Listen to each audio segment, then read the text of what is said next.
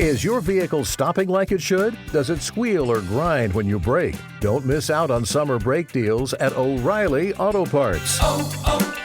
O'Reilly Auto Parts. I just remembered I had a dream last night that I was hanging out with Dustin and Greg, and were we like apartment roommates? Something. I was like, what's your guys' rent? And they were like $15. And I was like, $15? What do you mean? And they were like, every time Toni doesn't book us, $15 goes off the rent. So we're down to $15 total for the rent. So that's, oh my God.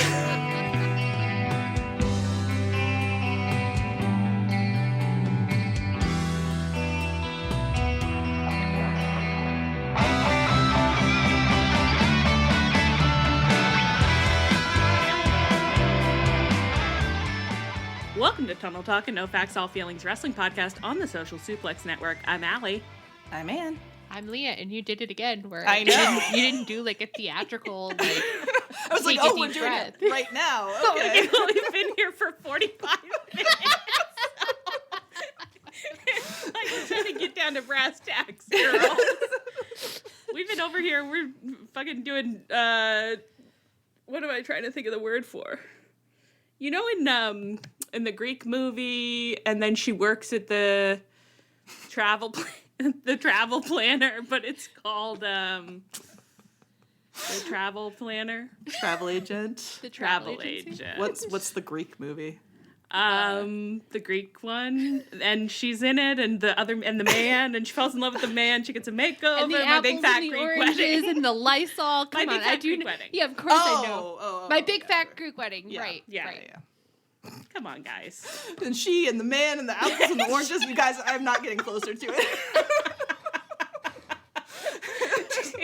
Do you think that our communication skills are deteriorating? And if so, do you think it's happening rapidly or at a fairly steady rate over time?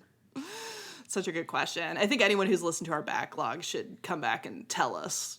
Let us know. Has it gotten worse? Has it gotten Like- better? I doubt it's gotten better. And do you think like you can like accurately medically diagnose what's going on?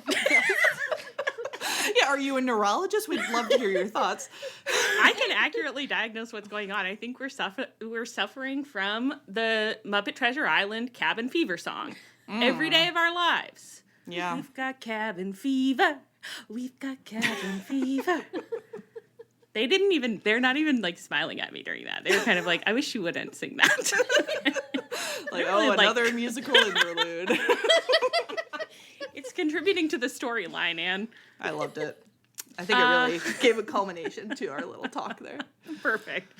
Well, a little business up front. We just want to remind you again, Anne will be out next week, but we will be here discussing All In with our very special nemesis and friend, James, from One Nation Radio.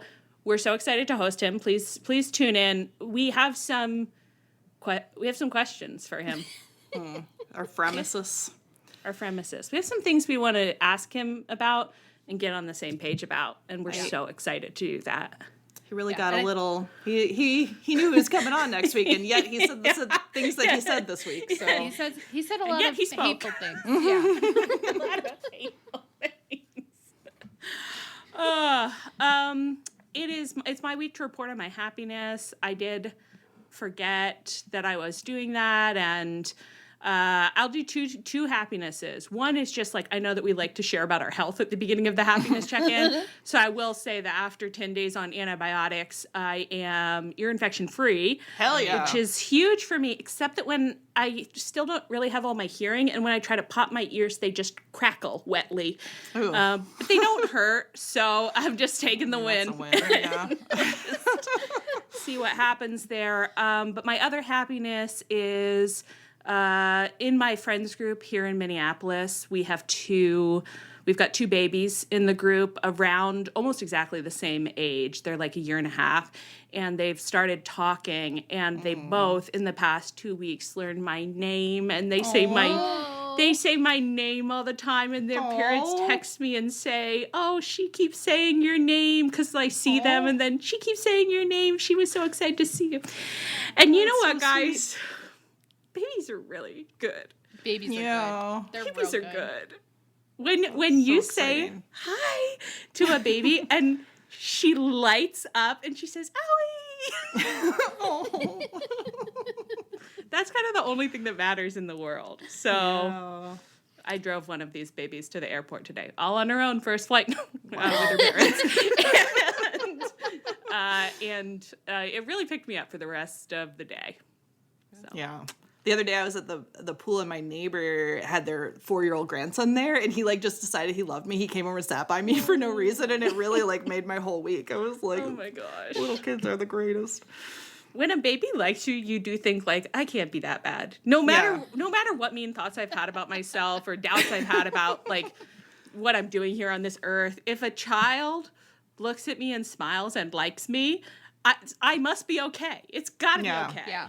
You think the vibes I'm putting off, they are appealing. They're fun. You don't look at her and think like, ugh, scary. She seems like maybe she's mean. No. No, they think we're fun. They think Babies we're very like fun. all three of us. Yeah. We're a So. big hit with babies. Big hit with babies. Yeah. Kind of All our right. kind of our main audience, I'd say. You think they tune into the pod every week? Oh yeah. The intellectual level where we kind of aim our conversations. What is Greg's mom writes the books that are decodable? It's like, yeah, that's Yeah. You think we're decodable to babies? We're trying to let babies learn the structure of language by really using it simply. That's so interesting because I think that we're basically an 18 plus podcast. But if they just listen to our tones, I agree, very accessible. Did I ever tell you guys that one of my friends who actually legitimately is like a kindergarten teacher or like she's a, early education teacher got sent a bunch of like decodable books and she was like reading them to see which one she wanted to put in her classroom library and got to the last page and was like, "Oh my God, is that Greg from Leah's wrestling show? Oh my gosh. Oh Do my you God. know this woman?" And like sent me a picture and I was like, "That's Greg's mom." That's Sue. She's a staple of the program. That's amazing. That's so sweet. Good for her. Congrats, Sue. Yeah. Yeah. Okay. Down to the wrestling. All In is on Sunday.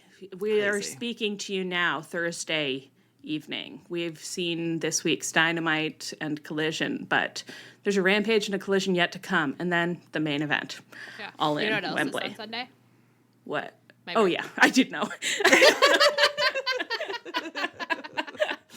I got really scared for some reason. I'm just saying, if Swerve and Hangman wanted to kiss for my birthday, Oh my gosh, can feel everyone free. Yeah, Should Swerve do a and little- Hangman, if you're listening. give her a little present. She works Yeah. hard every day. Put she on a little deserves it. eyeliner. Take You're your gonna say vest put on a little off. show. Take your Oh my vest. God. My God. If a young buck doesn't take his vest off for my birthday, I'm gonna fucking lose it. Please. Yeah. Now, can I ask? I really just remembered this like today when I was reporting on my weekend plans to these friends I was taking to the airport. I said, "Oh, I'm watching a pay-per-view on Sunday," and then suddenly I thought, in the morning. What time? I looked this up because our friend Hannah is coming Yeah. to visit, and I had to like plan out her day. I believe it will be on 1 to 4 Eastern time. So was that So 12 only to 5 hours. Wow, 'Cause that they have curfew really They have a locks them curfew. in. It's Yeah, good they- stuff. that was the thing when I was like trying to figure out Sunday plans. I was like, we'll certainly be done before dinner because of that Wembley curfew. Wow, and what is that time? What is that time of curfew in England? I think 11? I think it's 10? 10. Yeah, because they're in like a residential area, so Wow, apparently. 10 is so early, like almost too early. That's crazy. Okay, well, 11 to 4 isn't. I mean, that's crazy, of course. Like, what do you do with that day? But Yeah, I remember last year when it ended being like, oh, and now I don't know what. Like, I've got hours before bed, so. I'm worried about what that'll look like for me, but well, it's coming. So I thought maybe we could discuss just like our big picture thoughts on how things are shaping up, how you're feeling, and then we're gonna run down the matches that we know of on the card and talk about what happened this week as we go. Does that sound good? Sounds lovely. Sounds great. Well, let's ask that big question first. How are you feeling about Wembley, all in Wembley, 2024? Moderate. I won't be watching it live because people are here, and then I'm like... You're only watching the highlights. You'll be able to tell. I know. And I mean, the nice thing about us watching is that we'll say to you, watch Toni and Mariah XYZ, in the last 5 minutes of XYZ, you know? Well, you're going to have to watch all of it. I did finally remember. I was like, oh, right, Darby and Jack is going to fuck. Oh, yeah, So, that's going to be good. That's going to be a good one. Actually, probably most of the matches will be very good, actually, even though I feel extremely unenthusiastic about most of these storylines. Classic Toni, am I right? It's just a regular AEW pay-per-view. What are you going to say? For some reason, it's like when I look at the list of matches, I'm like, I guess these are all normal. But then they're, at the same time, they're not. Like, I just keep being like, where are all of my friends? I My know. friends don't get to go to the pay-per-view. And then it's like, I keep getting this feeling like Toni was like, I'm going to book a huge match. I'm going to take all my dolls out and I'm going to put them on the floor in front of me so I know exactly what I'm working with. And then he booked it and then he forgot he had like 3 more shoe boxes under the bed. He just like didn't get those out. It's like, you didn't want to use those, or you didn't want look those at ones? it and you're like, is there some sort of plague backstage? Like, what's going on? Like, why? Like, That Hook damn has kissing a singles plague. match at Wembley? Like, yeah, Mono's really going around. They've all got hickey pox. They can't come out to wrestle. I know that some of it is injury stuff. I don't know. It's just kind of a weird card. But, well, let's get started with probably the least inspiring of the lot. MJF and Ospreay had the world's longest in-ring promo exchange on Dynamite this week in the very real country of Wales. You want to speak to that, Leah? I thought you might like to just say how much you love Wales. I revealed a fun Leah fact to my friends, which is that for an embarrassingly long time, like, I think I was a teenager, I didn't think Wales was a real place. I thought it was like Camelot. Like, I think for some reason, I mean, it is quite funny, and we all had things like that in childhood that we just thought that were crazy. But I read it and I was like, yeah, that makes sense, kind of. And I just went to, what was the series of books that they are like the Arthurian and they're young adult and The Dark is Rising ones? The Dark is Rising. Yeah, Those take place in Wales, right?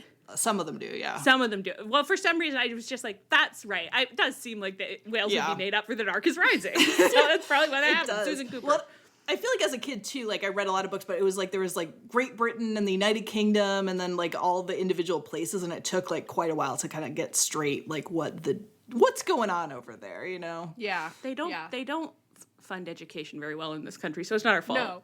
No, it's not our fault. We're not, like, we get taught about the Revolutionary War, and then it kind of, like, that's it. Like, that's what we get. Yeah. Our textbooks just kind of say, like, fuck the British, and Yeah, that's all yeah, we that's, like, know. pretty much. You don't want to know about them. We left that place for a reason. Oh, we're doing a little MJF promo, guys. Anyway, what did they talk about, you might ask? What did MJF and Ospreay talk about? Well, they do both think that they're the best wrestler and the most successful wrestler, and they think that they have the metrics to prove it, and they debated kind of what being the best wrestler means and who decides it, and whether it's decided by facts or whether it's decided by feelings. They've really committed to that rhetorical approach. One might even say overcommitted. And then at the end of the promo, MJF abruptly said that he fucked a baby into Will Ospreay's wife.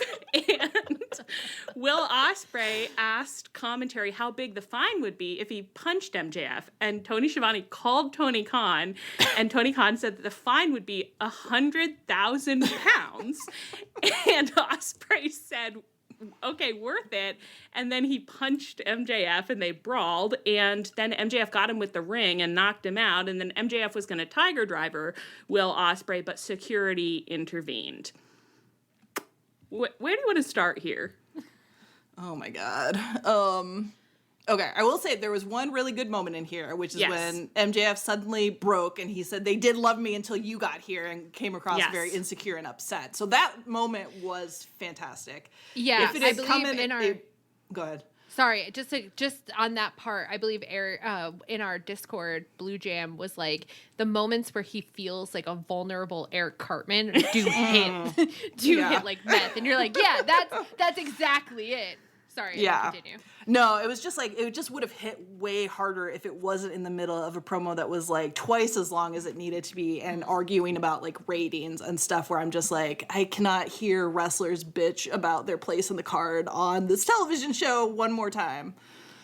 I definitely think it would have. It's one of those things where it's like we say it fairly often, but it's like, if like that is what you do, like you put all that out on the draft, because like you open up the doc and you just say everything you're thinking and you get it all out, and then you go in there and you cut back the stuff that doesn't work. They're just not cutting that back, so it's like, guys, stop putting your first drafts out there. I was actually having kind of a privately mortifying experience when I was reading through like the promo and being like, they had to edit it, and then just being like, oh my God, I've produced this kind of work before, like where it's just too much, and then you read it back later and you realize like you didn't need to over explain yourself that much. You just could have cut it back a lot, and I wish that they'd done that, and I wish I'd done that in the past, and God, it just, there's so much for all of us to learn here. It's really true. It's so frustrating that they keep giving MJF more time than he needs to make his points, because it's like been so characteristic, especially since he's been back, of just like, this has gone, like me looking up and being like, how is this still happening to me? It's still going. And it's like, if TK was just like, hey, MJF, you get 5 minutes to make your point instead of 10 minutes, or 6 minutes instead of 20 minutes. Like, based on how much he's getting, it's like you might have to bargain him down to 10 before you get him to 5. And that'll be fine. But that'll be fine. You're right. He needs some kind of box. He needs a box. And it has to be a hard limit where it's like, we're going to hit your music. If you don't wrap it up in 10 minutes, we're going to hit your music and put out the cane and get you off stage. Yeah. Not to skip, because we're going to talk about it in detail later, but it is crazy when you think of like what Hangman is making with the 35 seconds he gets every 2 weeks versus what MJF is making with conservatively 45 minutes an episode. This felt like an hour's worth of promo, honestly. And like, it's not even that there was plenty of, well, no. If it were okay to talk about your ratings and talk about, if we signed off on the content, what am I saying? I don't know. They shouldn't have done it. Okay, I don't know. I can't hear it anymore. I can't hear it. It's bedroom talk. No, That's private bedroom talk. I think all of this time, Ospreay's been trying to do it right, and he's been trying to make like a normal story, like what he's doing with Kyle and Don Callis. He's really been trying, but it's like he got dragged into this back and forth. And I think we are on record for being the only people who loved the Four Pillars feud, but even we didn't like that one promo where they were like, Tony loves you. No, Tony loves you.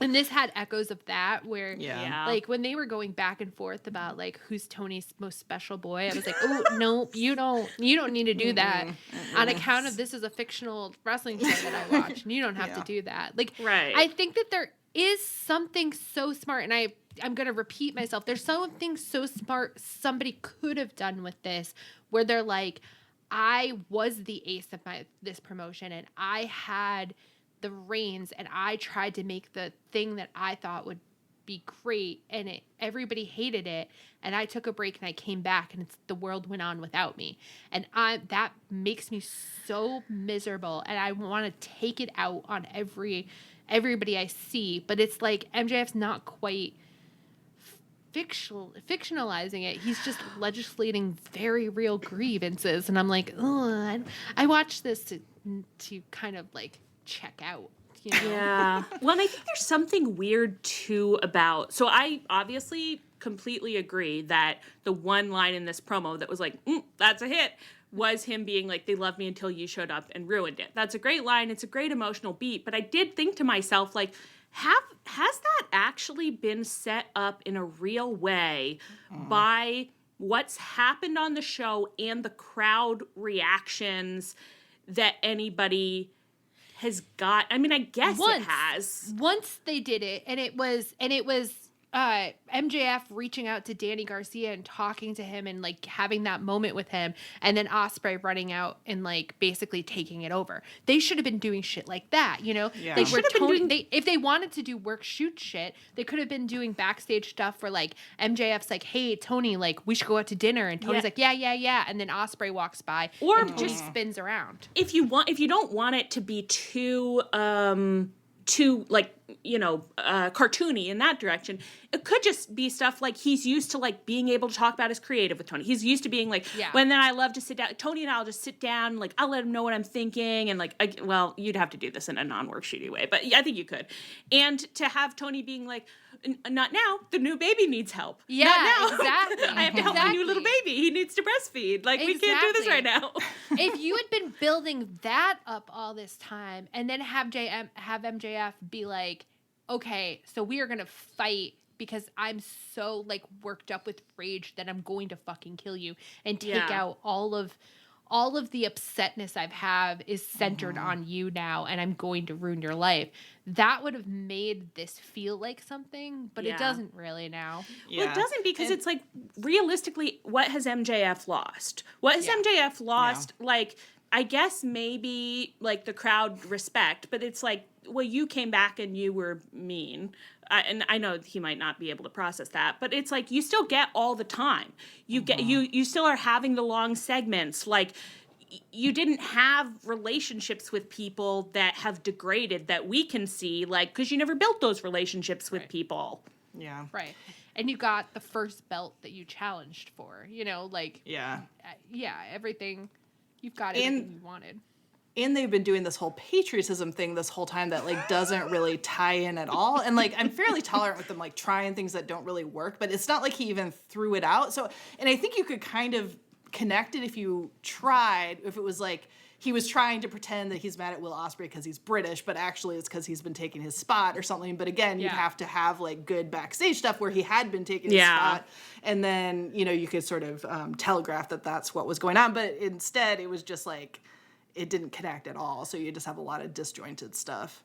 It just remains so funny. Like this week on Dynamite, MJF is doing his like jingoism patriotism thing at the poor Welsh, who are real. They are real. And oppressed. Ospreay was like, oh, Englishmen usually aren't loved here. And it's like, interesting to hang a lampshade on that, but all right. So he's doing that whole shtick. Meanwhile, like, half paying attention to the show, we're all on Twitter checking out what's going on at the DNC, because for the first time in a fucking decade, we're like, wow, they are doing a good job. Maybe things could get better in this country. So we're in a moment where it's like, okay, America, we just got off the fucking Olympics.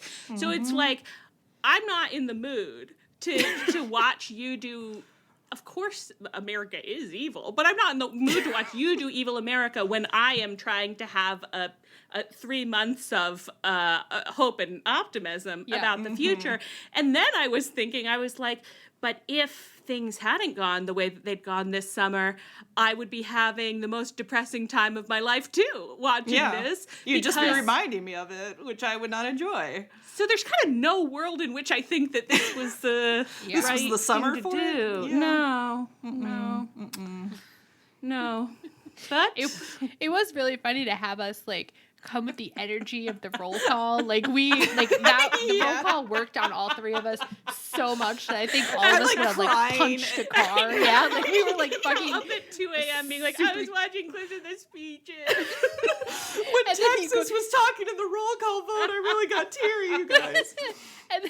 and then for us to come out of that into like the MJF thing, I was like, I can't like, no, can't be right dealing now. with you right now. Yeah. It really is giving like terrible twos. Mommy just had a new baby and you're not. You're just not a priority. You're gonna have to get your own snack, MJ. I can't. It also doesn't help that, like, in my hometown, there was this man who used to stand outside the mall waving a flag, and his name was Ziggy. And, like, I never knew his real story. I just thought that he, like, because there were so many urban legends about why he was, like, outside the mall, like, screaming, like, USA. But, like, the thing is that he was dressed exactly like MJF on Wednesday. So it just kept being like, and Ziggy's here. And that's fine. I don't know. It's like, what can you say? It's just a little fucked because it's like they don't have the chemistry to get over some of these hurdles, and it's so much time, and it's such a dense text. I mean, there were moments when like the fourth time that MJF was like, and so then perhaps the facts feel, and I was like, girl, I've written the essay, and I've been really proud of it too. But we cannot be doing it right now. We cannot be doing it right now. Little shout out to us with all the facts and feelings talk, though. So. Wow, he's trying to suck up to us, and we are didn't work at all. Not having it. Throwing it out with the garbage. You know, everyone backstage is desperate for our approval. They want our approval really bad, yeah. They say those girls who nobody likes their opinions. We've simply got to impress them. Let's move on to our next topic, I think, because we're going to end up circling back on Ospreay anyway. So we're going to check in on how AEW built the Bryan Danielson and Swerve feud this week. So first, it was by airing a Collision promo in which various wrestlers backstage weighed in on who they think will win the feud. Now, I would describe this, there was kind of a casual catching him by the water cooler vibe to this promo. We had Dax in there with just his little cup of coffee being like, I don't even remember what he said. Who knows what I think he said Swerve. He fought with, no. Well, I think he said Swerve. Anyway, whatever. So they all weighed in. Who do we think will win? And then we cut to Eddie Kingston, couch-bound with his leg injury, letting us know that he's been watching Dynamite, and he also doesn't think that Bryan Danielson has done a good job of building this feud. And he said, and I quote, "This Bryan I'm seeing is disrespectful to our sport." So true. He's going to get beat. He doesn't have the fire anymore. Why are you even doing this match if it isn't who you are? Are you going to step up, Bryan? Are you going to write your last love song to Pro Wrestling It All In? Or are you just going to go in there and lose because you ain't got it no more?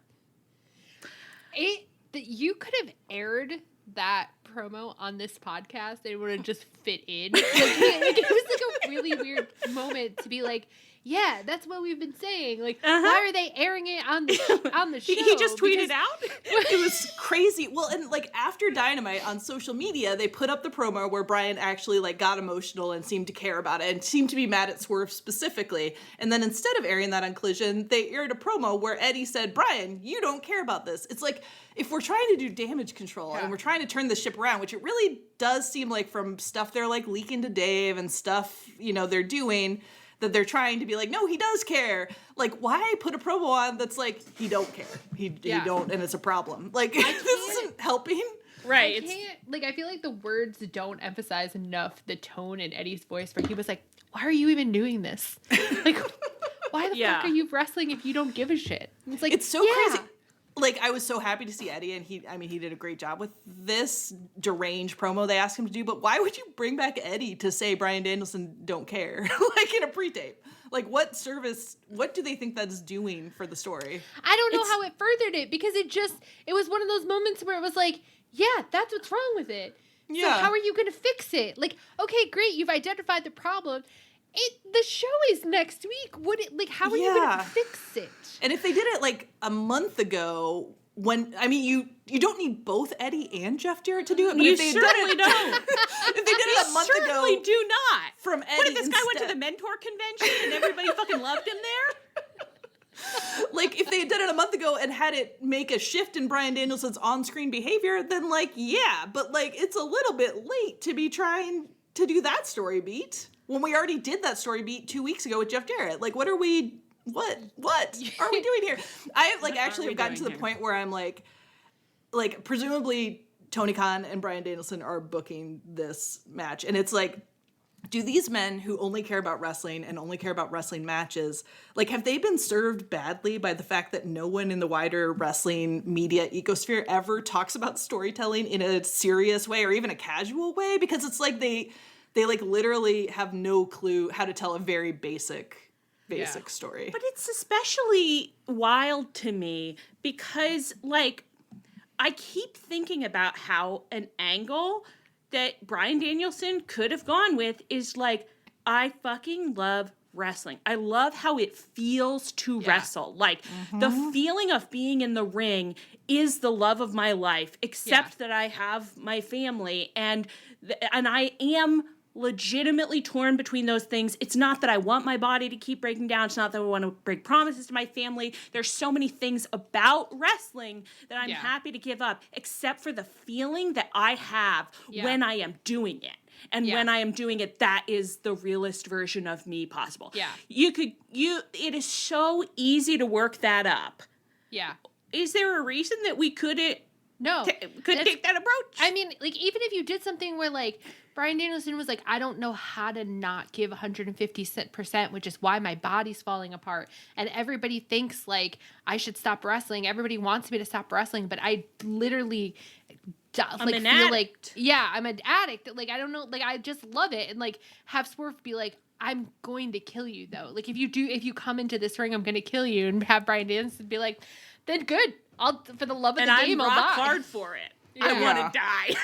And Swerve has been doing just the work of his life with this. And I think also if Swerve in this context was like threatening to take both wrestling and Bryan Danielson's family away from him when he's like, I'll threaten your family and that kind of stuff. Like, you could actually have Bryan Danielson get worked up in a way that felt like organic and also, again, could have taken place a month ago so that you had a ramp up where Bryan Danielson actually like acknowledged Swerve as a human that he was in a feud with, which would go a long way. We got like a light amount of shit. Like, I don't want to overstate it. We got a light amount of shit for like being so down on the Swerve and Danielson idea in the beginning. Love that, seeing when we get shit. And what we're saying, like what we said in the beginning, like it's gonna end in a good match, but like it's not gonna be a fun summer leading up to it. And I just keep thinking, Yeah.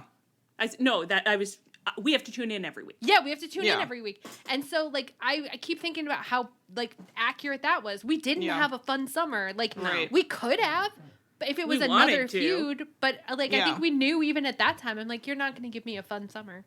We specifically asked Tony Khan for a wet, hot American summer.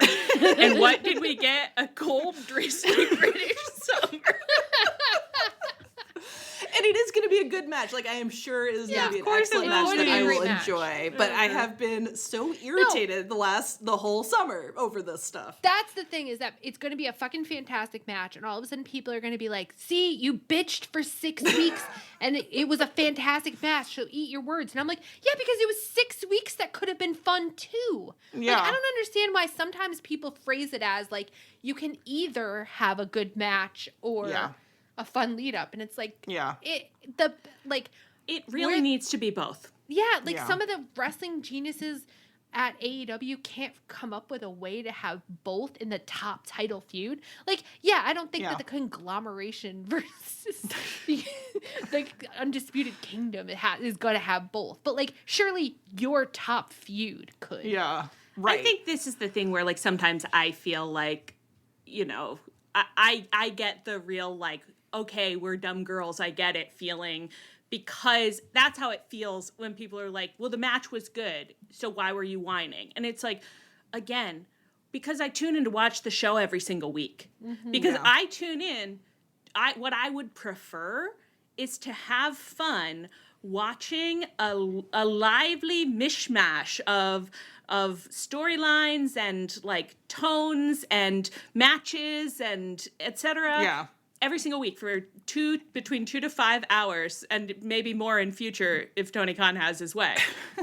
And we didn't even get like a lot of fun build-up matches. Like we didn't have like Bryan Danielson wrestling, Claudio, like Swerve wrestling Claudio. We didn't have a lot of like mix and match matches to go in, so we didn't even get fun. Tony like doesn't I know this is an overstatement, but Tony like doesn't book build-up matches anymore. It was kind of crazy to bucket all the matches today and be like, so interesting that most of these matches at Wembley have like nothing in their buckets, but then there are just like 10 in the conglomeration. Technically, that is the most well-built feud. But it has no emotional stakes. I actually don't know why they're fighting at this point. Literally I have no no idea. clue why they're fighting at this point. They're just so used to. What I would love is if in the middle of a conglomeration match, one of them just stopped and said, "Wait a second, Kyle, why are we doing this?" Guys? It's habit, I guess. And then they all sit down, crisscross applesauce, and they just talk it out. And you just brought up Jeff Jarrett, and it like rocketed me, and I was like, remember when Jeff Jarrett was part of this feud? What happened to him? Those are the build matches we got with Jeff Jarrett. Like, why is But this now happening? Jeff Jarrett is not in any. I assume Not at all. If Jeff Jarrett isn't in the Casino Gauntlet match, I don't know what we're doing. Well, Not it's like- because I want him to be there. But it's like, well, he better be in some match for the number of times I The saw number him. of times that I saw him, why wasn't he wrestling this week? Like Bryan Danielson involved, and like why did we do any of this? Why did we do any of this? The other thing that I was gonna say, well, I don't even know if it's worth getting into. Danielson did give like a fiery promo at the end of the night. He came out, he needs Swerve. He gave a fiery promo that just wasn't about any. Like, to me, it's like it wasn't about. It assumed that I was invested in this question of whether or not Bryan Danielson still has that dog in him. And I said, well, he's not. I don't care. I could not give less of a shit if Bryan Danielson still got that dog in him. I don't care. And he said, I have it here, maybe a lot of people are confused because I don't come out here for 20 minutes every week and talk about myself. And I was like, girl, Swerve has been coming out here every week fucking talking about you to make your feud work. Who are you shooting on here? No, I mean, he's not shooting, he's in kayfabe, but it's like, Yeah. who are you talking about? Like, is that about MJF? Don't bring him Well, up. If that's about Swerve, that's fucking Right. unfair. MJF is not your role model. Nobody's asking you to become MJF. In fact, we're asking MJF not to be so MJF. Could you come out? Maybe not. Nobody's asking you to talk about 20 minutes about yourself. Could you give 5 minutes about someone on else. Swerve? Talk about Talk Swerve, about someone yeah. else. Talk about your scene partner. Can we hear about your scene partner? That was the moment that I Do you know what he went on to do? Not talk about his scene partner. I genuinely this week was like, is Bryan Danielson like shoot mad at Swerve, and this is how he's like sandbagging him? Is that what's happening? What the fuck is going on here? And then something that people have said is like, well, Bryan Danielson doesn't want to win the belt. So that's what's happening here. And it's like, okay, well, does he want to be a good coworker? Yeah. It's like, bitch. You can lose the belt in a fun way that gives your coworker something to work with. One of the products. He's giving all these shoot interviews too about like how he's probably too hurt to retire and he'll be happy doing that and whatever because he's trying to like trick everyone into thinking that maybe he will really retire, which makes me feel like, do you think I'm a little baby? Do you think I just fell off a turnip truck? Like, I know when Mother puts her face behind her hands, she does not disappear, okay? I have object permanence, Bryan Danielson. I'm actually pretty proud of it. One of the products that I make at my real job has like when you're doing team building and you're trying to figure out how to get everybody on the same page, there's a step that's called disagree and commit. And it's like you at a certain point, the conversation about whether something is going to happen or why it should or shouldn't happen stops. And you say, okay, I don't think it should happen and you do, but we've decided that it is going to happen. So we all commit to it and we all do the best job we possibly can to make it really good. And it's like, I'm sorry, Bryan Danielson, if you feel, I don't know what the facts are here. If you feel like you have committed, but from my perspective, you have not. Mm-hmm. And even the stuff that you did to try and build it over the past few weeks, it does not work for me. It does not work for me as a feud that makes me think like you care about the person you are fighting in, like, shoot or kayfabe. Yeah. Yeah. And I think too, like the promo this week, it was like very fiery, and it was annoying to me because of all the past month and because it didn't really talk about Swerve. But I think if he'd been giving this kind of fiery promo for the past month, even if he was sort of not talking about Swerve enough, I would forgive it more. But this was so like too little, too late, and also didn't like account for that at all. So it was just like, well, what are we doing? But if you had George Lucas money, and you went back and you edited Swerve out of every single part of this feud and edited in Tony Nese, everything Bryan Danielson said would work perfectly. Not a problem. Yep. Like, at no absolutely. point was he did acknowledge his coworker in a way that was remotely like he'd met him before. Yeah. I mean, I don't know. It's just like, I don't know. They seem to think like the story is that everyone will be super invested in is Bryan Danielson retiring, and Swerve is also there because someone has to be there. But it's just like, well, it's kind of crazy. What a because waste. It's like, if you were gonna take kayfabe, well, you know, if you're gonna assume that the interviews that he's been giving are part of the story, like they're part of kayfabe, and that you believe them, if you're still rooting for Bryan Danielson to win, you're kind of an asshole. Because, like, at a certain point, you're like, that horse is old, and it shouldn't be at the Kentucky Derby anymore. Like, let it go. This is animal cruelty. Take it out back and at shoot a certain it. point, this that's poor animal old dog cruelty. just wants to sleep by the fire. Like, please. Yeah, I just don't know. Between his interviews and like MJF and Ospreay doing all the work shoot stuff today, I got to a place where I was like, does anyone protect the business anymore? Bryan Danielson, you are killing the business. Wow. Won't someone murder that old man for the good of the business? Unfortunately, it's quite funny that it's like before this storyline, I was like, I love Bryan Danielson. Sometimes I'm mad at him, but that's just my sweet old goat. Like the animal, not greatest of all time. And I like when he's happy, and I'd love to see him halftime or down to quarter time, whatever he wants to do. And now I'm like, kill him, retire him, time to die. I don't want to see you. I don't want to see you again after this, unless you can apologize to me for my cold, drizzly British summer.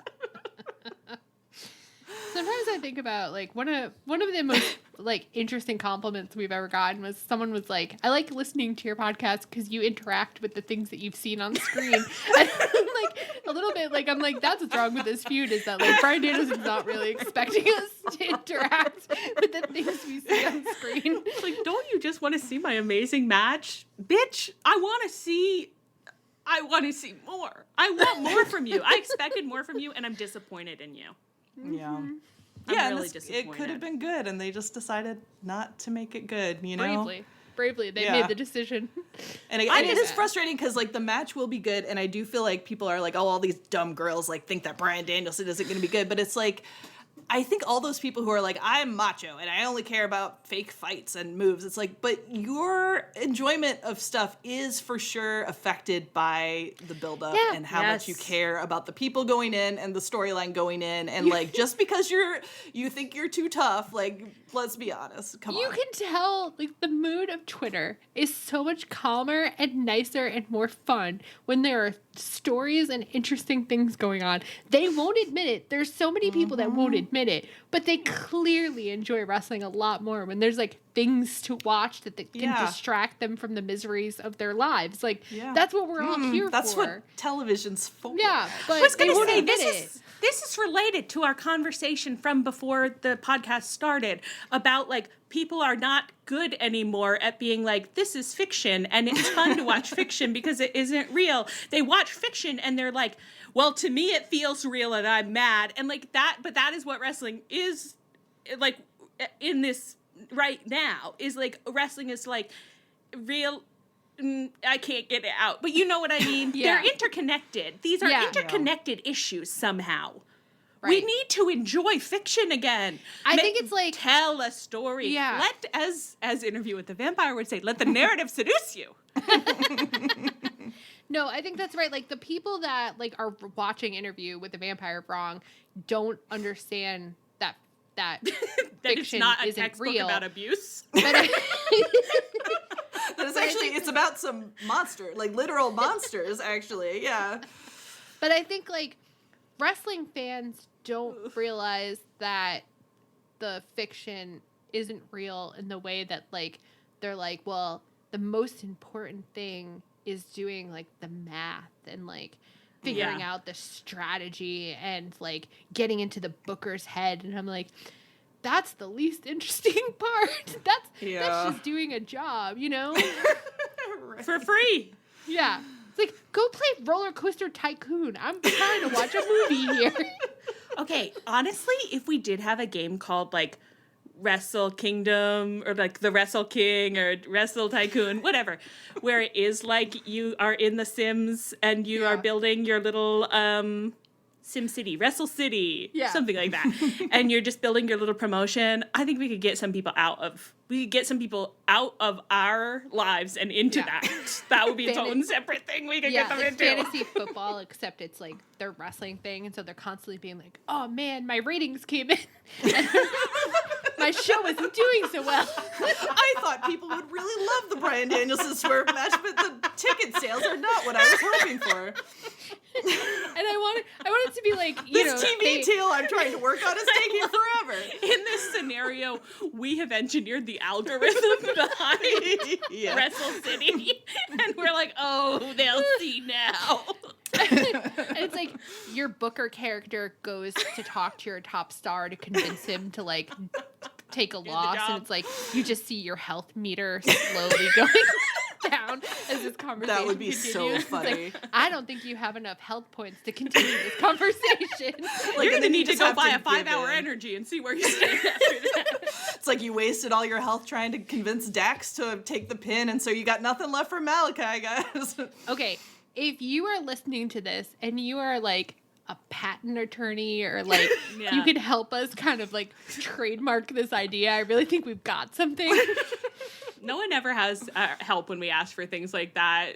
No one ever put us in touch with Folgers when we wanted to talk to them. I mean, when we kept saying we need to connect with Folgers, and nobody from Mr. Folgers ever reached out. to be perfectly honest, I don't remember why we wanted to connect to Folgers. We just remember the disappointment of our audience letting us down. None of you know the head of marketing at Folgers. Then what are you good for? Oh, I don't know. Sometimes I think I'm having like an existential thing where I'm like, I don't think that I ever am trying to say like wrestling should be just for us, like that everything in wrestling should be like what we want. It's kind of like it has to serve many masters, does it not? And if like one master, Bryan Danielson main event at Wembley, is being served over here, can we not be served something else, a little pittance along the way of having a sensible storyline to get there? The indignity of having to deal with Bryan Danielson at the same time FTR emerges on the scene is like, take me out. Just take me to the glue factory. Take me to the glue factory. Oh, we've got to move on, I think. Oh, we can't because we have to bring up this other thing. We have to say it at least. Yeah. Did I not even type it here? Did I not even put it here? Oh, I put it before. I put it before and then I skipped it. Right. Backstage, before any of this ending stuff happened, Renee was trying to interview Will Ospreay, and he was looking really bloodied and defeated, and Bryan Danielson stomps into the shot, and he says, I saw what happened out there, Will. Do it. Do it. And he really gave him the, stop being a fucking pussy. It's time to man up. And then he left. And actually, in the moment, I didn't even remember that Bryan Danielson is the one who got Tiger Drivered. I was just like, what the fuck? Why are you here? And then I remembered, and I thought to myself, setting aside the question of whether this is even helpful to Will Ospreay's storyline, is it a good idea to bring Bryan Danielson into another storyline where he is he is displaying more intensity than he has displayed for even a millisecond in the storyline he's actually in. Like, I maybe wouldn't want people to see that comparison. Yeah, it's like Bryan Danielson has now shown more interest in Jeff Jarrett and Will Ospreay than he has in Swerve this whole time. Yeah. I can't. It's so annoying that I'm so mad at Bryan Danielson right now because objectively it's really funny for him to be like, I know that you almost paralyzed me and you almost ruined my life, but I was watching what happened and MJF is so fucking annoying. So like, just do it. Like, just help us all. We all have to be backstage with him and he sucks ass. So can you just like, if Bryan Danielson wasn't doing anything else, like I would be like, that was a fucking hilarious thing to do. But instead it's just not. Here's the storyline. MJF has come back. He's annoying backstage. Bryan Danielson has therefore checked out mentally from his workplace because he doesn't want to so deal annoyed. with it. Yeah, so he hasn't been invested, but he wants Ospreay to paralyze MJF so that we don't have to deal with it anymore, and that's why he's so invested. And I think that you'll find it was a very coherent storyline. That checks out. But I think it's also kind of like, if you were going to bring him back into this, you could have just done parallel storylines in the first place where Ospreay doesn't want to do the Tiger Driver because he doesn't want to kill someone. And Danielson is like, maybe if I keep wrestling, I'll die. And I'll never be a good dad to my child. So maybe I should go gently into that good night and I should just kind of ride it out and hit the road, Jack. And then you have the moment where the storylines come together because he's like, fuck it. No, wrestling is the best feeling on earth. Like, when you're in that ring, you have to give 150% because otherwise you don't deserve to live. So you get out there and kill someone and I'll get out there and die. Yeah. I mean, boom. Yeah, that would fucking rule. Of course it would. That would be smart, in my opinion. But I'm not even saying I want to see that storyline, but it's just, sometimes it's just like, well, we just had to do something. No, it's That like made it's just sense. an example. There's many things you can do. Something that made sense. We're just trying to illustrate here that it doesn't, you just gotta sit down in the room and talk about stuff you can do that can make sense. It's like what you said earlier. If you've committed to X, then that's how you get to Y. Like, should you commit to X? No, but we've gotten there. We're there. We've agreed to that.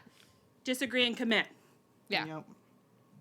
All right. Well, that was quite a long section, I guess. What is that, a full hour? Yeah, a full hour. We just had to do our victory lap because we said 2 months ago it'll be a good match and it'll be a terrible summer, and like, here we are. Oh my God, girls. Correct as always, girls. You think it'll be a wet, hot American fall? It's gonna be a fucking sexy, steamy American fall. When I'm sitting here thinking, I wish I wasn't watching wrestling. I wish I was watching a political convention instead. Like, something has gone wrong somewhere. I wish I was tuned into the DNC. I think Beyonce is probably performing right now. I wish I was watching Amy Klobuchar introduce Tim Walz. Did you see that picture? Was that Amy Klobuchar in that picture with the Yeah. football players? Yeah. She is horny. Yeah. I saw today that her ex-boyfriend, she gets her ex-boyfriends to fund her campaigns, too. It's like... I think they came out during her presidential run, because I saw that then and was like, genius. That's gonna make me vote for you. I think it's so impressive to me that during that the Democratic process. During the last election.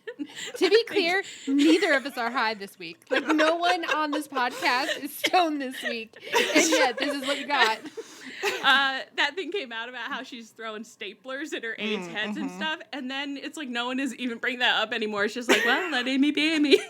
And she's still, like, really popular in Minnesota, right? She's, like, the most popular senator. Yeah. She's not going anywhere, no. Yeah. My dad loves Amy Klobuchar. When he was really like, Biden has to drop out. And I was like, Dad, who's going to be the nominee if Biden drops out? Like, Harris? And he was like, Amy Klobuchar. I was like, you are the only person in America that thinks that. But It's so crazy. It's adorable. I love it. She needs a job where she can be a real friggin' attack dog. Like, she needs a job where you think, like, everyone in that room deserves to have a stapler thrown at their head.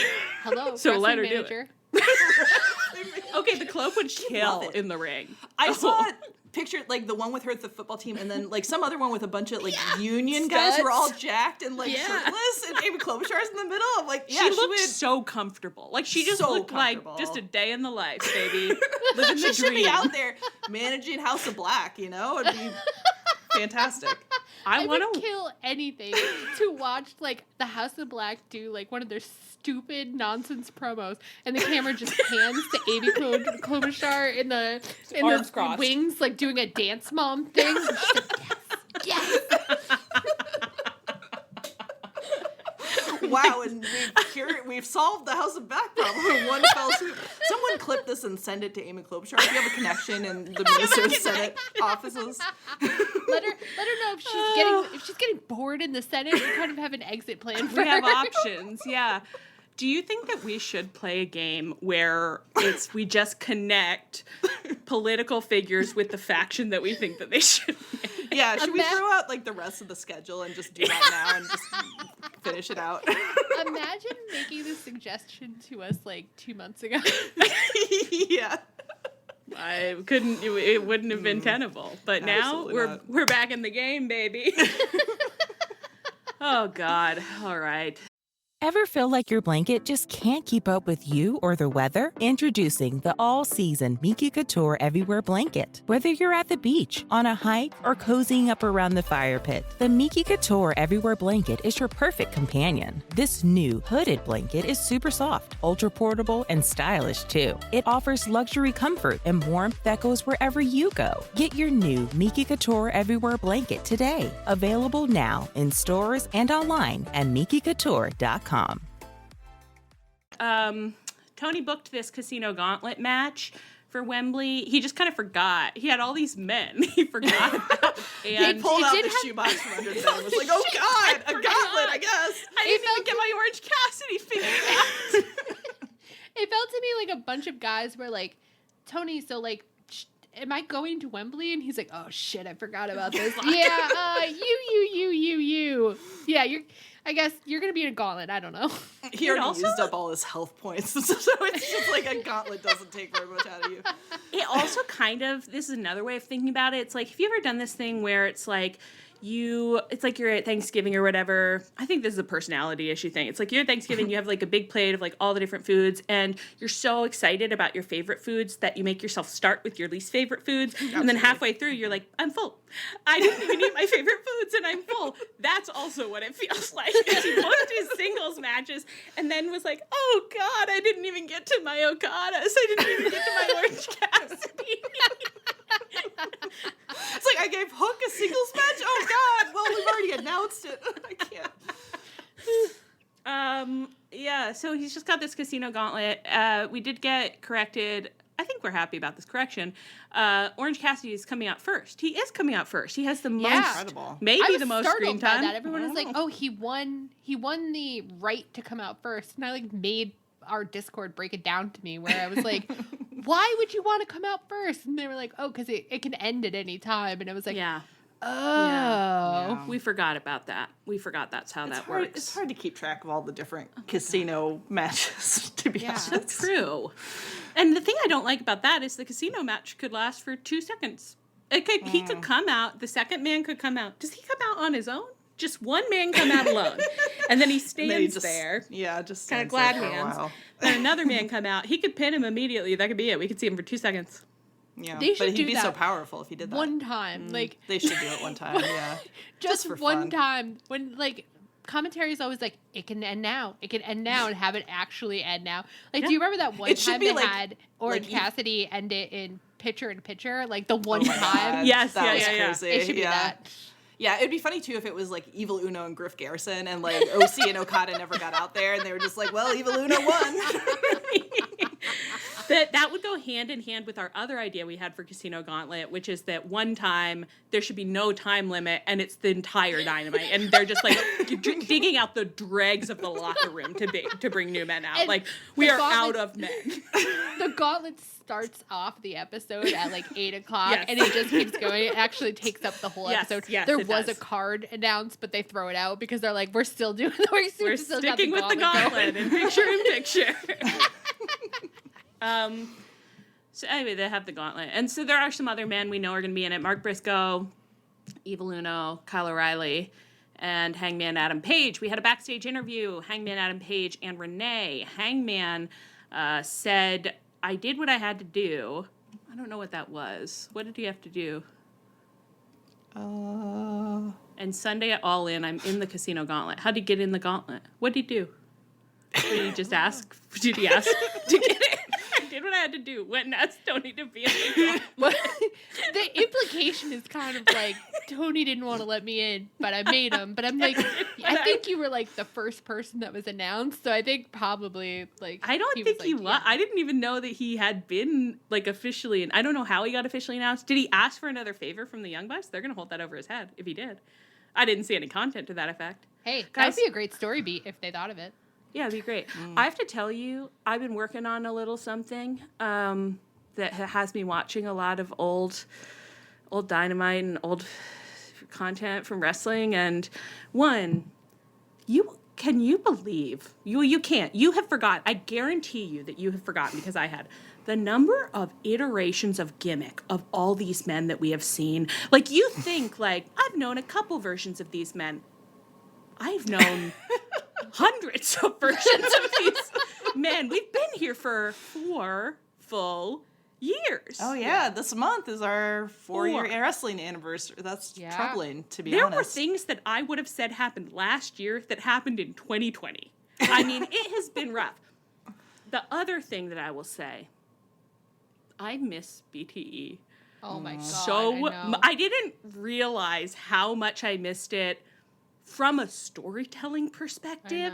Yeah. It's not like they were doing rocket science in there even, but the number of little tiny 1-minute story beats that they were hitting in BTE that enriched the product, it's actually kind of like, I felt mournful a little bit, where I was like, wow, my experience of watching wrestling is a lot worse without this stupid little 15-minute YouTube show. Especially the fact that like the EVP gimmick really would have benefited, because then you could have those backstage stuff where they're throwing their weight around and undercutting Christopher Daniels, and you really like, I think it would have sold it a lot, and that makes me so crazy when I think about it. It's rough because I think I have, it's not like I've never been like, obviously this whole time I've been like, I miss BTE. I wish I could see BTE. But a little bit of my brain, it was like, because that's where I see my sweet sons, and that's where they'll pop their shirts off for me and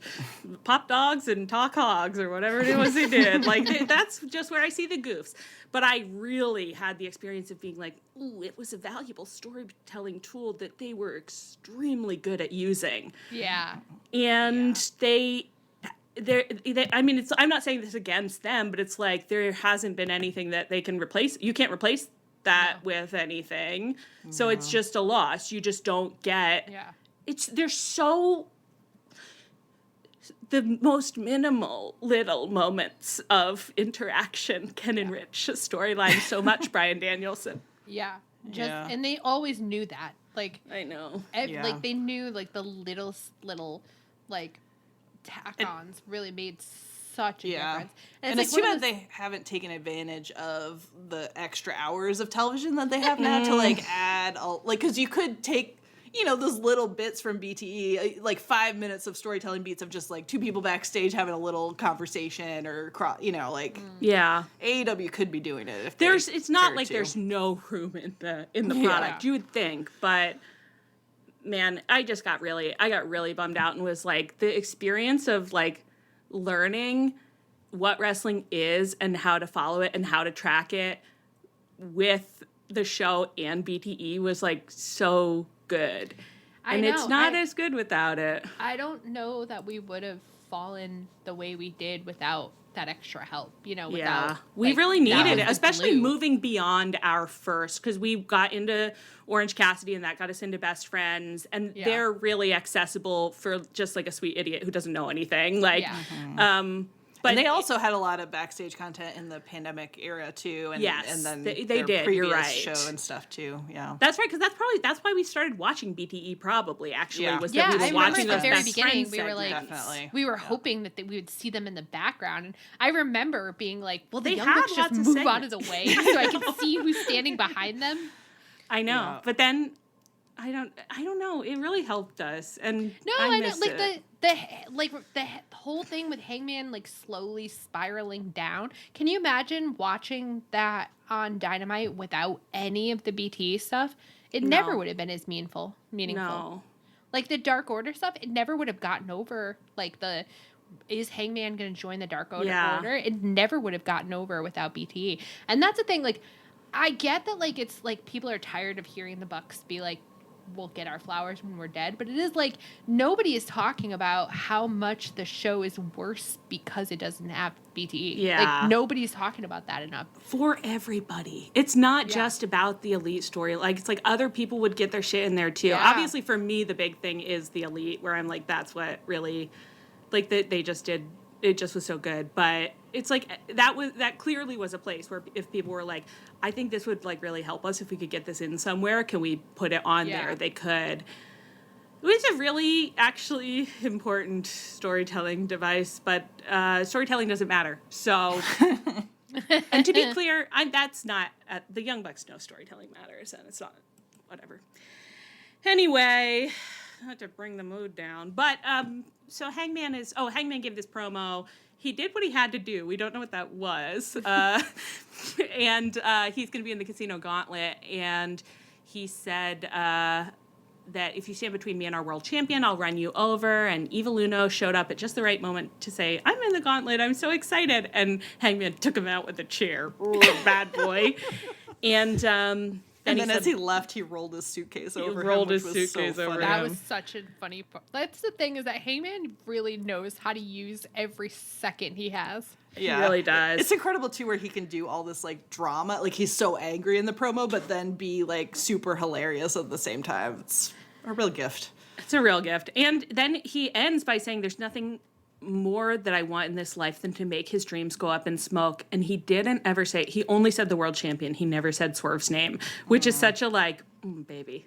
Ooh. The name you dare not speak. And he gave that interview this week that was honestly one of the more erotic things I've ever read. Like, I was reading parts of that, like, and you can just say that? All right. That's another one where it was so horny and dramatic, and also like had really hilarious lines in it too. Like, a master, and totally in kayfabe. Hangman protecting the business, which is really all I want from any wrestler. I really liked the intro to that. That was like, this is how wrestling used to be, and you might expect this interview to have like, truth to it. It won't. So be cool. This line, when you interview Adam Page, you're always talking to the Hangman. Mwah. When he was like, "Are you a psychologist? Did my wife give you this number?" It's just like, comedy king. Wow. Yeah. I love the part where he was listing cities that he might have moved to, and he was like, "You don't know, Albuquerque." Like, yeah, Albuquerque, probably. Yeah, probably you moved there. That would have been a funny skit on BTE. Okay, and then let's maybe just talk about the Young Bucks, shall we? Talk about the Young Bucks? We already kind of did a little bit, but Okada and Claudio, that match went to a time limit draw, and then the Bucks came out and were kind of teasing the crowd, being like, oh, should we let them have another 5 minutes? And the crowd really liked that, and then the Bucks said, no, they can't. They're very good at coming up with something that people want and then taking it away. It's like, you don't even know what you want. We'll create something that you want, then we'll take it away. And then we had Darby and FTR versus the Young Bucks and Jack, and very normal match. Darby pinned Matt for the win. The Elite went to leave. They were stopped because the Acclaimed and Billy Gunn came out and they cut a promo. It was mostly censored on AllEliteWrestling.com, even though I don't think most of the content was problematic, unlike the promo that Max Caster cut on Collision, which was repulsive and did feel like he had heard us say, when he's not saying nasty stuff, he's such a beautiful boy. And he said, I am not a beautiful boy. I'm a repulsive troll. Who's a face? Who's going to say the grossest things you've ever seen?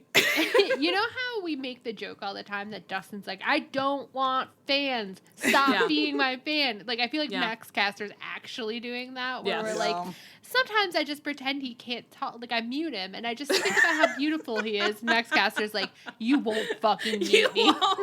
You will hear my voice in your dreams. I feel like maybe we should cut this segment because it might be giving Dustin tips, actually. I don't need it from him.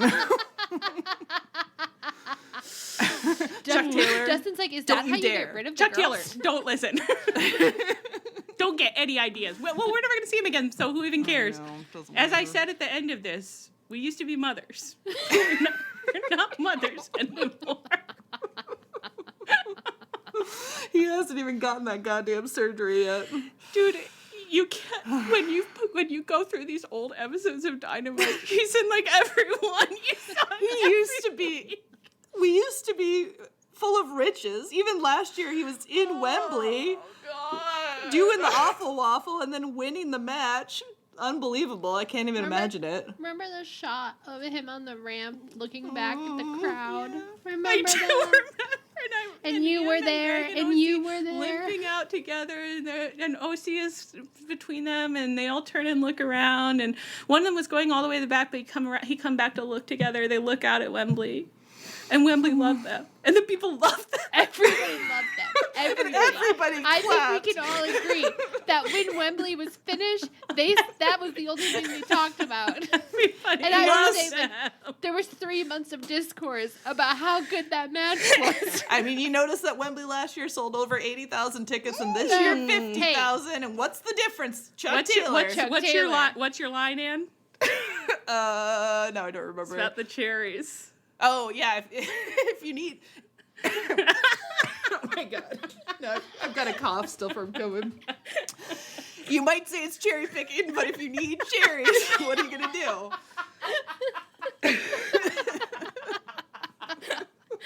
Oh, my God. I miss the way I feel, the way I used to feel. The way I used to feel was miss good. the way Now I we feel used to bad. feel. Wow. Take us back. Take us back when we had BTE and Chuck Taylor on television guys, every week.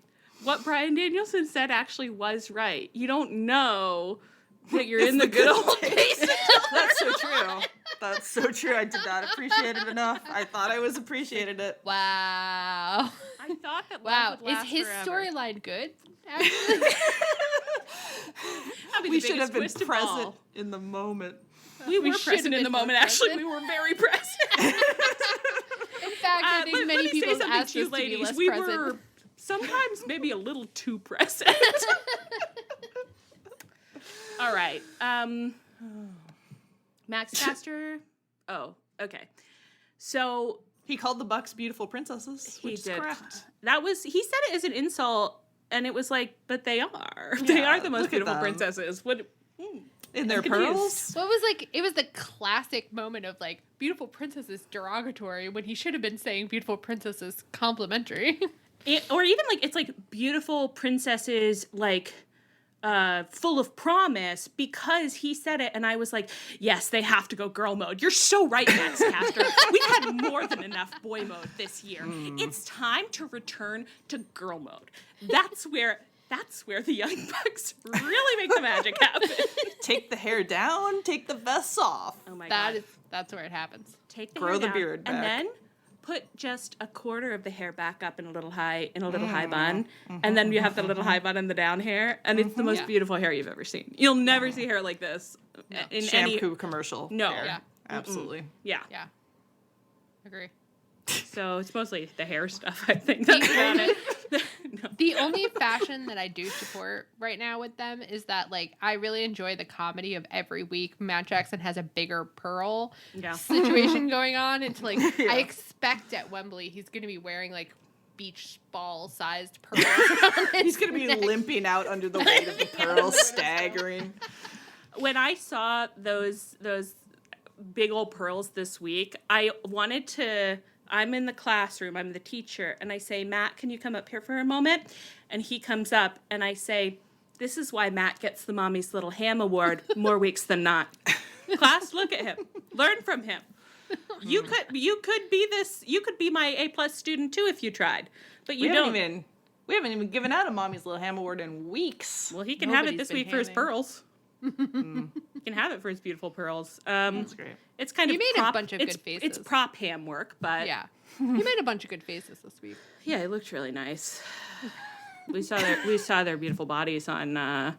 Instagram.com. On Instagram.com. Okay, They look single person that came really into good. our mentions to say, girls, you have to go to Instagram. You are all my beautiful angels, and I kiss you all over your face.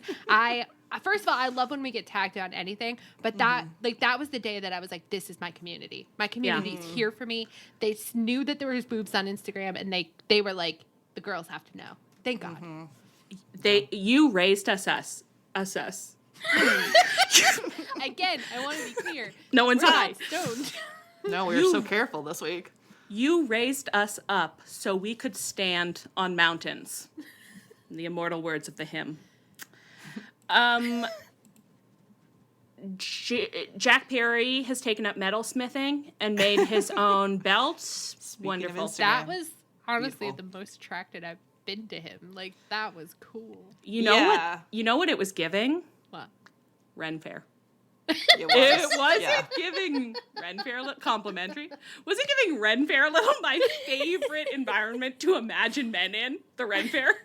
It really sent me back to, there's like a middle grade book about a boy in Revolutionary Times who does metalsmithing, and I think his hand gets burned. Johnny Tremaine. Yes, Johnny Tremaine. Oh I was like, I fucking loved that book. it was a good book. Yeah, It was a great book. Can we hear from the Tremaine heads in the house?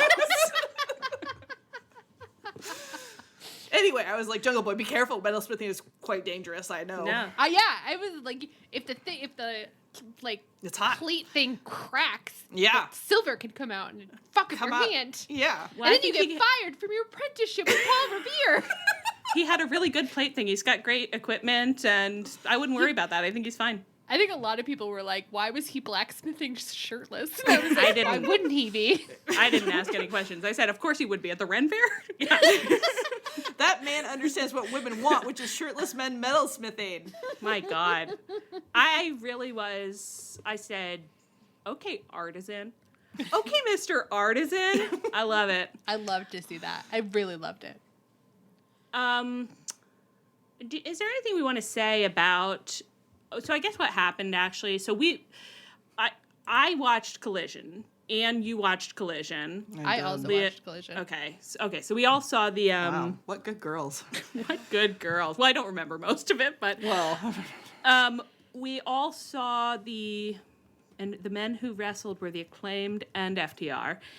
And they had a very long match. It was 30 minutes because it was a time limit draw. Collision-paced match, yeah. There was a moment when I was watching it where I was kind of like, this is fine. Like, I mean, I'm doing other stuff. And I'm like, this is totally fine. And then I looked at how much time was left and said out loud, 17 minutes? So on Sunday, All In, the Bucks, FTR, and the Acclaimed will all fight for the tag team belts. What can we say about that, ladies? Anything?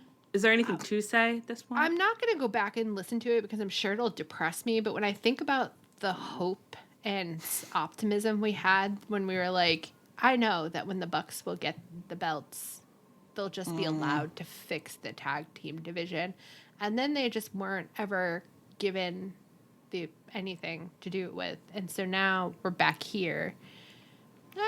Yeah. I don't love it, but It feels so depressing. It's like, why are there only 3 tag teams in this company? Why are these the remnants of a once proud tag division? I'll tell you for free that Rich from ONR sent me into like a full spiral for like 3 hours because he was like, my theory is that the Bucks were supposed to fight Cope Christian, and when Cope got hurt, I mean, that would make sense. It fucked everything up. The That would have been degree a kick-ass match. of That would have been a depression. feud that would have that would have Yeah, been a that wet would've hot American killed. summer. Man, if All we had that, four That would have been a Hams? sloppy, nasty American. we wouldn't even care about Swerve Bryan Danielson. There'd be no segment time. In We'd be like, that sucks, but whatever. We would have been like, sorry, Swerve. Like, I know you're trying. I can't think about this. I have to focus on the war of the hands.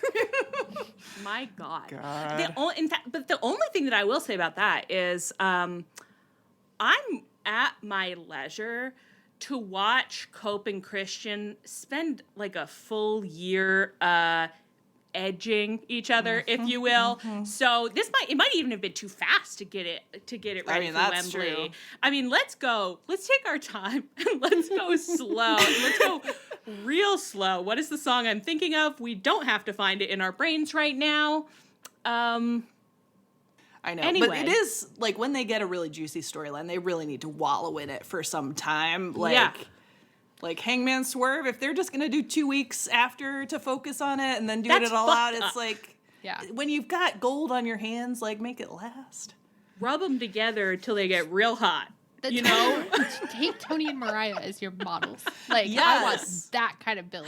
Yes. Oh my God. We live in a time where people will say, like, they'll be watching a TV show and they'll be like, oh, it's such a fun slow burn. And they mean that people want to kiss for 2 episodes and then kiss in the 3rd episode. That's not a fucking slow burn. Slow burn is the X-Files. It should take you 10 years to get there. Yes. And it does. Yes. I want to be almost there forever. Yeah. So, Christian and Cope, I know you're listening. Don't. You're not allowed to be listening, but B, I know you are. Let's take our time. Let's take it real slow. And after, of course, Cope, you recover from your injuries, which I hope is going to happen really soon. It won't, but, and let's get there. And let's ask the booker to help us and help us get the Young Bucks some fucking storylines that we can sink our teeth into. Because I don't blame the Young Bucks. Can I say it? I don't blame the Young Bucks. I don't blame the Young Bucks. No. I don't blame the Young Bucks for the being locked in the Acclaimed. And I'm sorry, because I think the Acclaimed probably have benefited from it. Although their crowd reactions were a little not amazing. And Well, because it's kind of keeps being unclear where I'm like, are you faces? I have no idea. No. I would say no because of everything Max Caster says, but now what was I saying? Oh, it was probably good for them. But anyway, I don't blame the Bucks for being locked in this. Like, it's like, those men want to tell me a story. They've never not been telling me a story in their lives. Yeah. They want to tell me a story. Actually, now I'm just so depressed about the injury situation because it's like we should be having Cope Christian. We should be having a juicy best friends feud. Like there should be like an OC Trent if Trent hadn't gotten hurt, like match at Wembley. Like Eddie should be doing something. Like think how happy I would be if all those things were happening. Instead, I'm watching FTR and the Acclaim fight the Young Bucks. Okay. I'm gonna kill myself. I hate it here. All right. Well, that's wrestling. That's wrestling. I think we better just gloss. Should we gloss a couple of these? Yeah. Well, The so only let's just one say- I want to, yeah, let's gloss. No, we can. You just tell me. Just tell me when you want me to slow down. Okay. I mean, you guys can say anything at your own speed. I don't know why. I don't know why I can't talk anymore. Okay, so we have also coming up at All In, Mercedes Moné versus Dr. Britt Baker, DMD. We got some build matches to this. Britt fought Harley Cameron. I don't really know why. Did they kiss in that match? Am I making that up? Was there a kiss spot? For that. I don't remember it, but I was paying Collision, half so- attention at best. Yeah. Okay. And then Mercedes and Britt had a contract signing in Wales, and they went back and forth a little bit and accused each other of things like getting degrees. Yeah. and then Britt fought Camille a little. Yeah. What'd you think? Any thoughts? It was bog standard. It was like, I'm like, yeah, you guys are doing exactly what you should be doing. So good good work. But Camille was cracking me the fuck up because there was a point where like I think like Britt hit her or something, and she fell out of the ring like somebody like an old time like pratfall. Like it was just like I was like, that is some I don't know.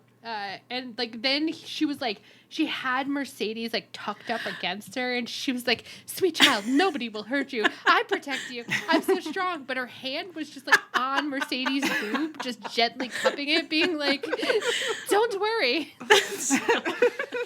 I didn't notice that, but I'm gonna have to go back and watch it because when you said it, I was like, "That's the greatest thing I've ever heard." That, honestly, of course, is how women should be taking care of each other. Yeah, it's like, yeah. Let me hold that for you for a moment. Take a little weight off. Yeah. Okay. I don't know who's gonna win at Wembley, and I don't care. Okay. Toni had a promo on Collision, and you remember the content of this, which I don't. It was a great promo. It was all in black and white, so the aesthetics were really good. And she did a thing where it was like, I went to the doctor for my depression, and he told me to see the clown. This was the clown thing. Yeah. It's just very funny. But then she did a riff on it. What was her version? Yeah, she was like, the clown should come see me. She's so funny. Killing it so every good. Great. And then Toni fought Saraya on Dynamite, and she won. And afterwards, Mariah attacked her or something, and then was cradling her and kissing her forehead and looking like really cruel. And Leah, is this the point that you'd like to linger on? I just want to talk about Mariah saying that Toni, AEW told her to stop kissing Mina, and I was like. Why? I'm sorry. You found gold and you said, "Please, sir, give me some like plastic." What is wrong with you? It's crazy. It's very cute that she was like, "Oh yeah, I just kissed me and I didn't clear it with anyone or like pitch it. Perfect. It just did it. It was just amazing." And then like all the men backstage like, "This is making us uncomfortable. Like you people are trash." It's and like the vibe was like, you can't do that because people are gonna think it's like regressive tacky lesbian stuff. And she was like, well, it's not because we just really like kissing, and so as long as you like genuinely want to kiss a girl, then it's fine. And I was like, and that's she's exactly right. She's completely right. When you kiss for boys, that's bad and tacky, and when you kiss for girls, that's good and fun. Yeah, it was interesting though because like people did react. Some people reacted as though it was like tacky lesbian for men, which I think probably WWE has trained people to reflexively feel like it is. But it was clear watching it that it was horny kissing for girls, and it was taken away from us like everything is. Of course, we can't have anything, and it is like it's like Papa took it away and said like, girls, this would offend you. You'll never see that again. It's like it didn't offend us. It titillated us and delighted us. Okay. I mean, I pray for strength. It was called representation, actually. Yeah, I was like, you know what? When I like, there's so few things where it's like that makes me feel seen, and it's like, yeah, girls kissing other girls because they feel very filled up with erotic energy. Yeah, I can tell when that's genuine. Yeah, well, it made me feel seen, but also I liked to see it. It's both. It's like I look at myself in the mirror and I want to kiss myself. And I think, wow, she's really something. Anyway, so then they'll fight at Wembley, and we'll see what happens there. Chris Jericho versus Hook also happening at All In. Chris Jericho fought Tommy Billington in Wales, and he beat Little Billington. Why did I type that? I actually scrolled right past that. That's so funny. That's so cruel of me. Oh, he beat Little Billington. God help us. And what? No, go ahead. I agree that this match should not be at Wembley, like the Hook Jericho match, but I almost couldn't really care because I just kept being like, but Wales was so nice to Chris Jericho. We were all like, oh, the crowd loves responding to Chris Jericho. And then Big Bill picked Hook up like a little boy and slammed him, and it was so entertaining to me. I have to say, Can't be mad. Completely lost it listening to ONR this week at the point when I think it was Rich was like, Rich was like, well, the thing about Hook is he used to look younger because he was younger, but now he's older. And it's like when you're watching Cobra Kai and they used to be teenagers playing teenagers, but now they're in their 20s. And I was like, you know what? A, Cobra Kai rocks, and B, you are not wrong.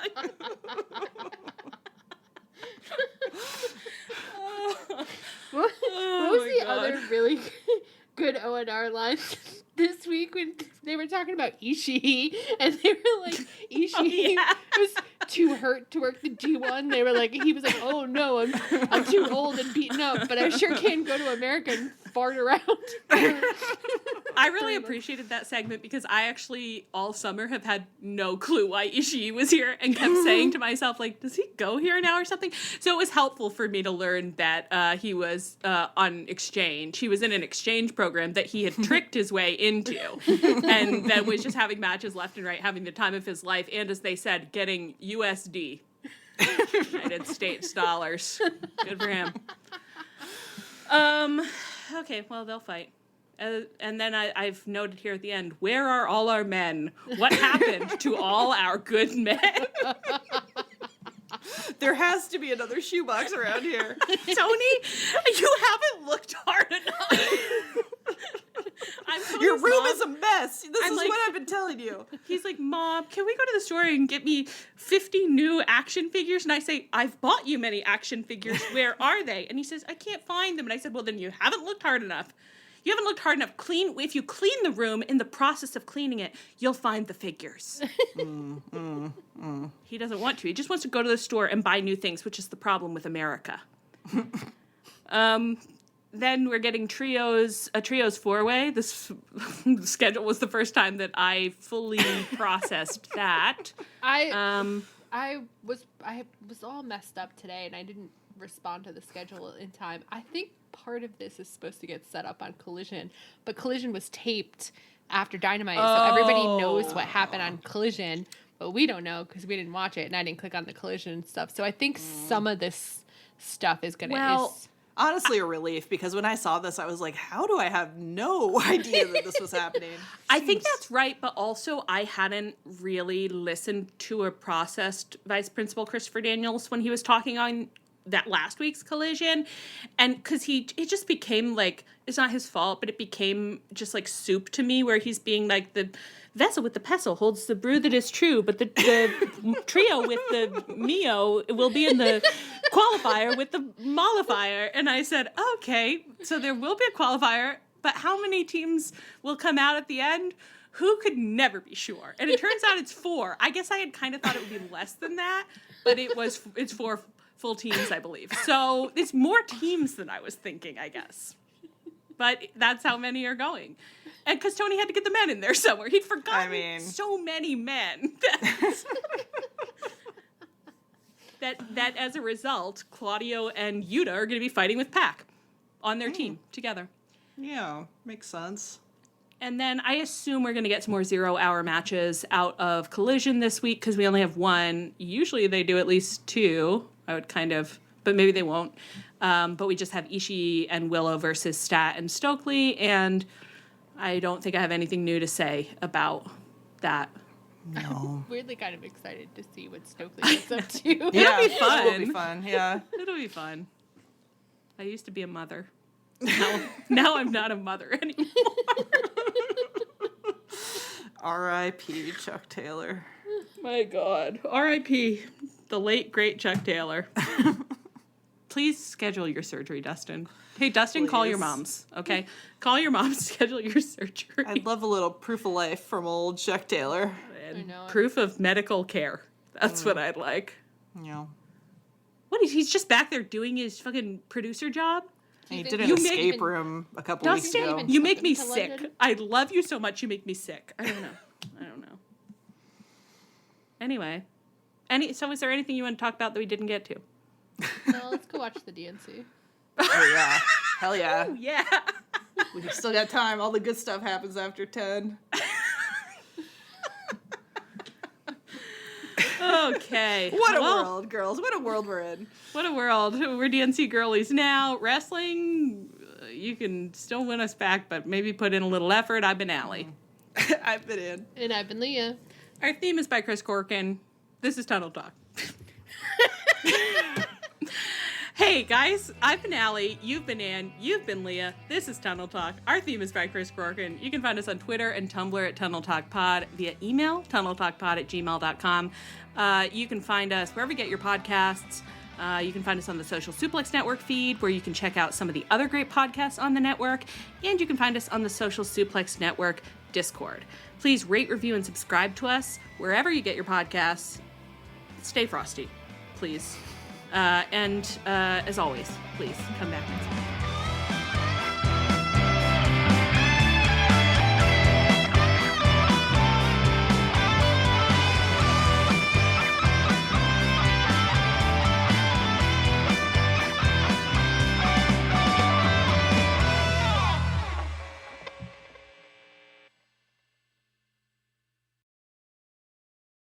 Ever feel like your blanket just can't keep up with you or the weather? Introducing the all-season Miki Couture Everywhere Blanket. Whether you're at the beach, on a hike, or cozying up around the fire pit, the Miki Couture Everywhere Blanket is your perfect companion. This new hooded blanket is super soft, ultra-portable, and stylish too. It offers luxury comfort and warmth that goes wherever you go. Get your new Miki Couture Everywhere Blanket today. Available now in stores and online at MikiCouture.com.